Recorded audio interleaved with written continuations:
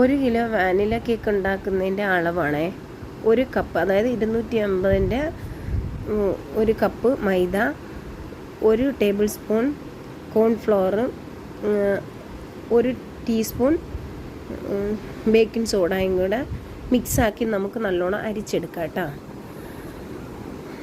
Chocolate കേക്കാണ് ഉണ്ടാക്കുന്നതെങ്കിൽ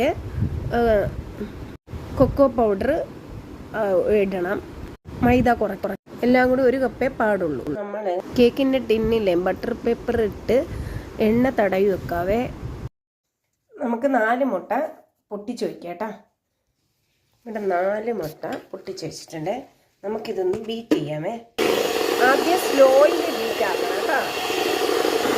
അതൊക്കെ പതുക്കെ നമുക്ക് സ്പീഡ് കൂട്ടാവേ. ഈ മുട്ട പതപ്പിക്കുന്നതെല്ലാം ഡ്രൈ ആയിരിക്കണം, വെള്ളത്തിൻ്റെ ഈർപ്പൊന്നും ഉണ്ടാവാൻ പാടില്ല കേട്ടോ. അപ്പം നല്ലോണം ഇങ്ങനെ പതഞ്ഞ് വരും. ഇനി നമുക്ക് പൊടിച്ച പഞ്ചസാര 1 കപ്പ് കുറേശ്ശായിട്ടിട്ട് ബീറ്റാക്കാം. കുറേശ്ശായിട്ട് ബാറ്റർ ആയിക്കൊണ്ടിരിക്കുകയാണ്. വാനിലയുടേത് 1 ടീസ്പൂൺ ഒഴിക്കാവേ, വാനില എസൻസ്. ഇത് നമുക്ക് ബീറ്റാക്കാം. നമ്മൾ ബീറ്റ് ചെയ്ത് നല്ല ഫ്ലഫിയായി കണ്ടോ നമ്മളെ കേക്കിൻ്റെ ബാറ്റർ.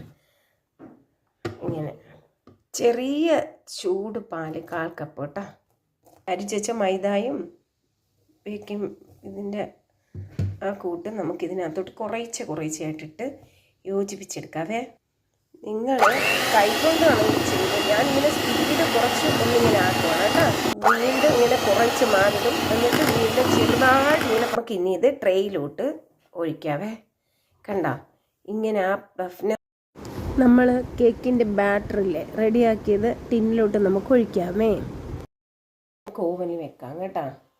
നമ്മുടെ ഇതുണ്ടോ ടാപ്പ് ചെയ്ത് കൊടുത്ത് അതിൻ്റെ എയർ ബബിൾസൊക്കെ കളയാൻ വേണം കേട്ടോ. എന്നിട്ട് ഇനി ഒരു 30 മിനിറ്റ് നമുക്ക് ഓവനിൽ വെച്ച് നമുക്കൊന്ന് ബേക്ക് ചെയ്തെടുക്കാമേ.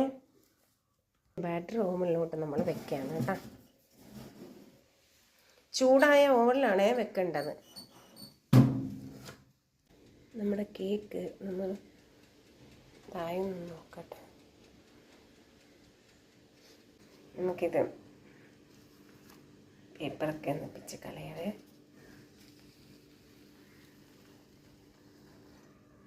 അങ്ങനെ നമ്മുടെ ഫൈനൽ കേക്കിൻ്റെ ഫൈനൽ ഇതാണ് കേട്ടോ. ഒരു ഓർഡർ കിട്ടിയതാണ്. ഇതാണ് നമ്മുടെ ഫൈനൽ കേക്കിൻ്റെ. എനിക്ക് ഫുള്ള് ഇടാൻ പറ്റിയില്ല, സ്പേസ് ഇല്ലാത്തതുകൊണ്ടേ അതിനകത്ത്